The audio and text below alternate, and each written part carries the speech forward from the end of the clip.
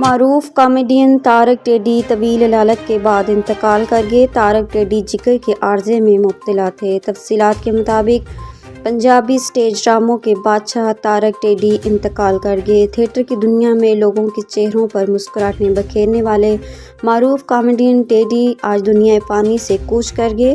تارک teddy کی عمر صرف 46 برس تھی اور وہ جگر کے عارضے میں مبتلا اور کچھ عرصے سے اسپتال میں زیر علاج تھے۔ تارک ٹیڈی نے سوگران میں بیٹا جنید اور 2 بیٹیاں صفا اور مروہ کو چھوڑا ہے۔ تارک ٹیڈی نے 1976 میں فیصل آباد میں آنکھ کھولی اور 1990 سے فنی کیریئر کا آغاز کیا۔ انہوں نے اپنے برجستہ جملوں کی ادائیگی کے ساتھ تاثرات کا ایسا استعمال کیا کہ سننے اور دیکھنے والے ہنسے بغیر نہ رہ سکے۔ تارک ٹیڈی نے درجنوں تھیٹر ڈراموں میں فن کے جوہر دکھائے۔ ان کے بہترین ڈراموں میں ماما پاکستانی، سب سے بڑا روپیہ، جی کردار، ایک عید، دو چند اور دوستی شامل ہیں۔ وہ 2004 میں فلم سلاخی میں بھی نظر آئے۔